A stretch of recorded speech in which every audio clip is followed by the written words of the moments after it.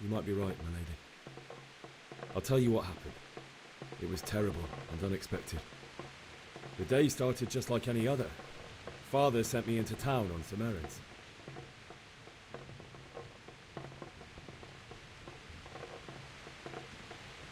A fellow by the name of Kunish owed money to Father, who sent me to collect it from him. Only Kunish had no intention of paying. It got a bit heated, as often happens when there's money involved, but Kunish still wouldn't cough up the coin. Father was too generous for his own good, letting even a scoundrel like that buy on credit. Oh. When I'd done all the errands, I headed back home. I promised Father I'd help him with his work, and I was looking forward to it. He was forging a sword for Sir Radzik.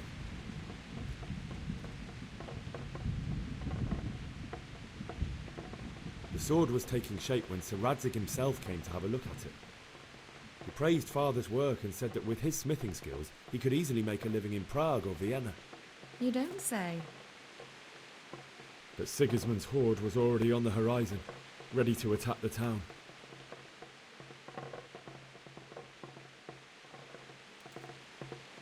A horde of soldiers was amassed. Pennants flapped in the wind, the armour glinted in the sunlight, and the horses whinnied impatiently. They were waiting for Sigismund to give the command to attack. How awful. And then death descended on Skalitz.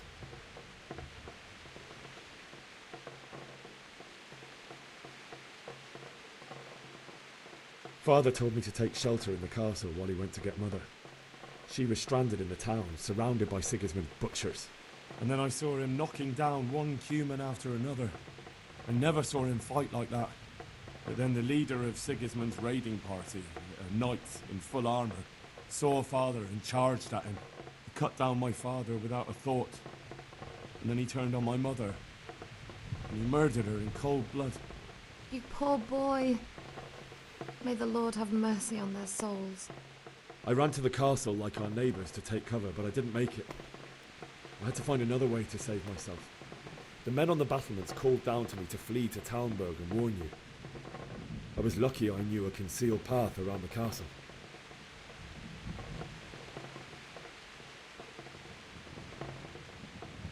I needed a horse to get to the safety of Talmberg and to warn you all. And with all that was happening, you thought of others like a good Christian. Then I heard a scream. It was Teresa, the mill wench. She'd been caught by a gang of Cuman savages who planned to violate her.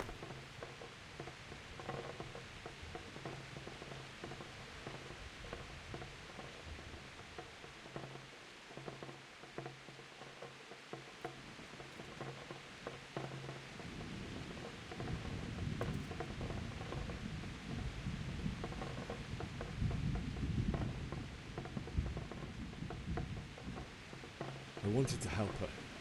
God knows I wanted to. Even though I had the sword we made for Sir Radzik, they had me outnumbered and they were well armed too. I only just managed to grab one of their horses and ride off. I couldn't help her any more than I could have helped my parents. It wasn't your fault. I'll never forget the horror. It will haunt me for the rest of my life. That's terrible. How could something like that happen? God alone knows why he lets such things happen. You poor boy. I understand your grief, but God is not to blame for the ills of this world. That is the work of Satan and those who do his bidding. Those who are corrupted by greed, envy, and pride. You must not lose faith, whatever life brings. Fate has not been merciful to me, and my husband either.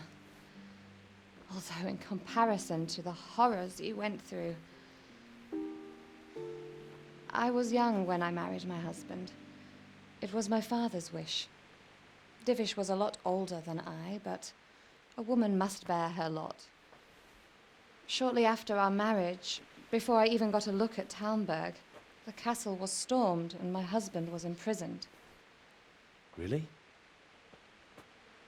My husband had some quarrel with Sir Havel Medek of Valdek, who decided to resolve it by force.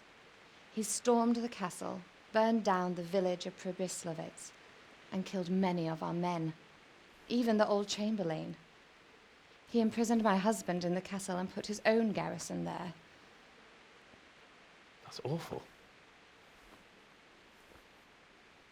I was barely 18 years old, and all of a sudden, I was left alone with Sir Robert. We didn't know what to do.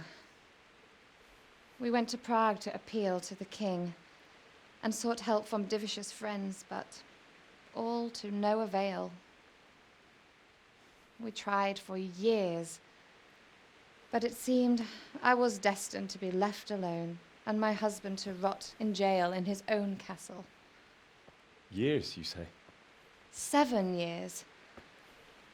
That's how long it took before Havel was condemned as an enemy of the crown.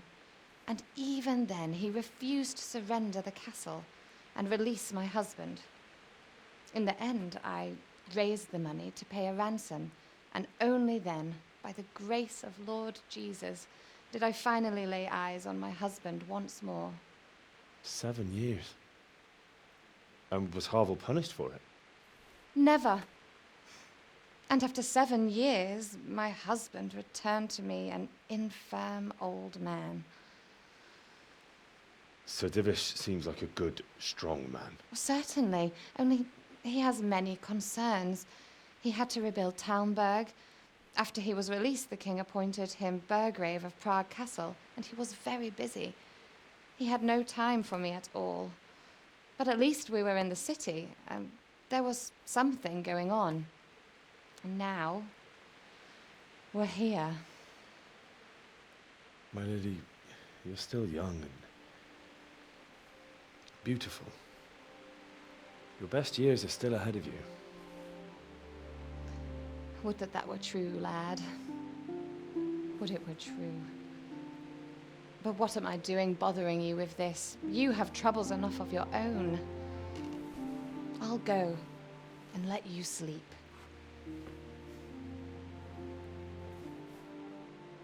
I enjoyed our little talk, Henry. Good night, and God bless. Good night, my lady.